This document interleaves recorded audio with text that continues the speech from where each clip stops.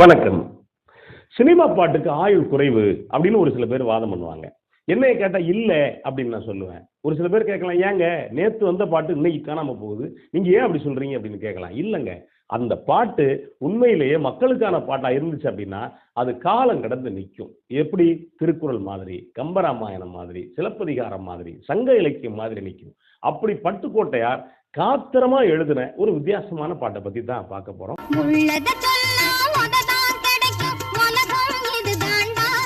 இந்த வரிகளை அங்கங்க யாராவது சொல்லுவாங்க. நமக்கே ஒரு சந்தேகமா இருக்கு, என்னப்பா அது இவ்வளவு புரட்சிகரமா இருக்கே, ஒருவேளை எங்கேயாவது எடுத்து ஆண்டிருப்பாங்களா அப்படின்னு. அப்பதான் யோசிக்கிறப்ப இது பட்டுக்கோட்டையார் பாட்டு அப்படின்னு சொல்லி கேள்விப்பட்டிருப்போம். அப்படி ஒரு வித்தியாசமான பாட்டு. என்ன பாட்டு, என்ன படம் அப்படின்னா, கண் திறந்தது அப்படிங்கிற திரைப்படம் 1959 வெளிவந்தது. இந்த படத்தை இயக்குனவர் கே.வி. சீனிவாசன். இந்த படத்துக்கு இசையமைச்சவர் ராஜகோபாலன். ராஜகோபாலன் யார் அப்படின்னா, இன்னைக்கு புகழ் வாய்ந்த பாடகராக இருக்கக்கூடிய சித் ஸ்ரீராமுடைய தாத்தா, அம்மா வழி தாத்தான்னு வச்சுக்கோங்களேன். கே.வி. சீனிவாசன் அதே மாதிரி மிகச்சிறந்த இயக்குனர். அதாவது பாடலை ரசிச்சு ரசிச்சு இசையமைப்பாளர்கிட்ட வாங்கக்கூடியவர். இந்த படத்துல எல்லா பாடல்களும் அந்த காலகட்டத்தில் ஹிட்னு வச்சுக்கோங்களேன். இந்த படத்துக்கு என்ன சிறப்பு அப்படின்னா, ஒரு சின்ன பையனை கதாநாயகனை வச்சு எடுக்கப்பட்ட திரைப்படம். படத்துடைய கரு என்ன அப்படின்னா, ஒன்றும் இல்லை, சின்ன பையன் அப்பாவுக்கு புத்தி சொல்லுவான், இருக்க எல்லாருக்கும் புத்தி சொல்லி பல பேரை வாழ வைப்பான். அந்த மாதிரியான கதை தான் அந்த படத்துல இந்த கதை. இந்த பாட்டு என்ன பாட்டு அப்படின்னா, மனுஷனை பார்த்துட்டு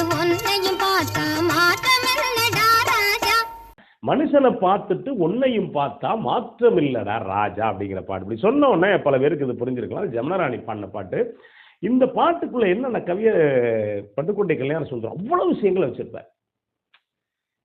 இங்க ரெண்டும் இல்லை, ஒரு நிறைய சம்பாதிச்சு அடுத்தவனை ஏமாத்தி மூட்டை கட்டி வச்சிருக்கான்ல அவனுக்கும், உழைச்சிட்டு காலமெல்லாம் ஓட போறான்ல அவனுக்கும் நடுவுல இருக்கக்கூடிய இந்த போராட்டம் இருக்குல்ல, இதை சொல்லக்கூடிய பாட்டு. காட்சியில கவனிச்சு பார்த்தீங்கன்னா, அந்த சின்ன பையன் கழுத மேல ஏறிக்கிட்டு போவான், மற்றவங்க எல்லாம் எங்கடா போற அப்படின்னு கேட்பாங்க. அந்த வகையில வரக்கூடிய பாட்டு. பட்டுக்கோட்டையா இருக்குதுல இன்னொரு சபா சொல்லலாம் என்ன அப்படின்னா, அவரே முடிவு பண்ணிட்டாரு, இந்த மாதிரி பாட்டு எழுதணும் அப்படின்னா நிறைய பேர் நம்ம மேல கோவப்படுவாங்க, நிறைய பேர் கடுப்பாங்க, ஆனா ஆயிட்டு போடா அப்படின்னு பல்லவியிலே அடுத்தவனுக்கு போடா அப்படின்னு சொல்றது மாதிரி பண்ணிருப்பாரு. என்ன அப்படின்னா, மனுஷனை பார்த்துட்டு உன்னையும் பார்த்தா மாற்றம் இல்லரா ராஜா, என் மனசுல பட்டதை வெளியில சொல்றேன், வந்தது வரட்டும் போடா அப்படின்பார். அடுத்த வரி, என்னப்பா எல்லா மனுஷனும் அப்படின்னு நம்ம கேட்போம்ல, அதுக்கு அடுத்து மறுபடியும் ரிப்பீட் சொல்லும்போது சொல்லுவாரு, சில மனுஷனை பார்த்துட்டு உன்னையும் பார்த்தா மாற்றம் இல்லடா ராஜா, என் மனசுல பட்டதை வெளியில சொல்றேன், வந்தது வரட்டும் போடா அப்படின்பாரு. என்ன வேணாலும் பண்ணிக்க, இதுதான் யதார்த்தம் அப்படின்னு இருப்பாரு. அடுத்து 4 சரணம் அதுல அடுத்த ஒரு சரணத்துல போட்டிருப்பாரு,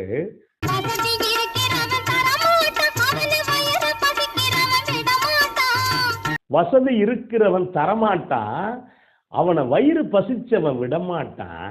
இதுதாங்க கம்யூனிசம். வேற என்னன்றீங்க?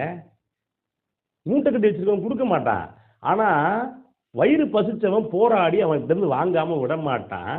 அடுத்த வரி சொல்லுவாரு, யாரு இவன் இருக்கான் பாத்தீங்களா, இந்த மூட்டை கட்டி வச்சிருக்கவன், அவன் வானத்தை வில்லா வளர்ப்பேன்னு வாயால சொல்லுவான், செய்ய மாட்டான் அப்படின்னு இருப்பார். அடுத்த இன்னொரு சரணம் வச்சிருப்பாரு, இது ரொம்ப முக்கியமானவங்க. அது என்ன அப்படின்னா, ஒரு வாழ்க்கை பள்ளிக்கூடத்துல கல்விக்கூடத்துல மட்டும் கல்வி இல்லை, தாண்டி உலகம் முழுக்க இருக்கு கல்வி, மனிதர்களை படி அப்படின்னு சொல்லுவாங்கல்ல. அதை என்ன சொல்லியிருப்பாரு அப்படின்னா, பள்ளிக்கூடம் இல்லாத ஊருக்கு பயணம் போறேன்டா. எதுக்கு? பள்ளிக்கூடம் இல்லாத ஊருக்கு பயணம் போறேன்டா, அங்கே படிக்க வேண்டியது நிறைய இருக்கு, படிச்சுட்டு வாரேன்டா அப்படின்பாரு.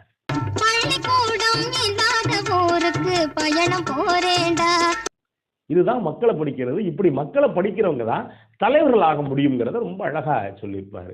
அடுத்த வரி சொல்லியிருப்பாரு, இந்த பாரதி சொல்லுவான்ல, படிச்சவன் சூதுவாதம் செஞ்சா போவான் ஐயோன்னு போயிடுவான்னு சொல்றான்ல, அதை கருவா எடுத்துக்கிட்டு என்ன சொல்லியிருப்பாரு அப்படின்னா, எழுத படிக்க தெரியாதவன் தான் ஏறு பிடிச்சு சோறு போடுறான், எழுத படிக்க தெரியாதவன் தான் ஏறு பிடிச்சு சோறு போடுறான், நல்லா எழுத படிக்க தெரிஞ்சவன் தான் ஏதேதோ பேசி நாட்டை கூறு போடுறான் அப்படின்னு இருப்பாரு. இந்த காட்சி வடிவத்தில் கவனிச்சு பார்த்தா, இவன் சோறு போடுறான் அப்படிங்கையில உழவனை காட்டியிருப்பாங்க, அவன் கூறு போடுறான் அப்படிங்கையில பல பேர் இருக்கான் பாருங்க, எழுத படிக்க தெரிஞ்சவன், அவன் கூறு போடுறான் அப்படின்னு சொல்லி இந்த பாட்டை முடிச்சிருப்பாரு.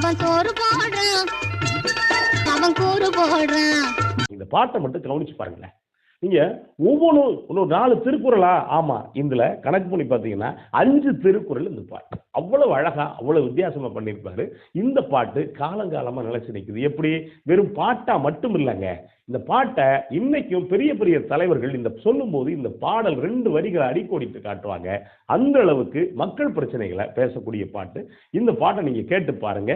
நன்றி, வணக்கம்.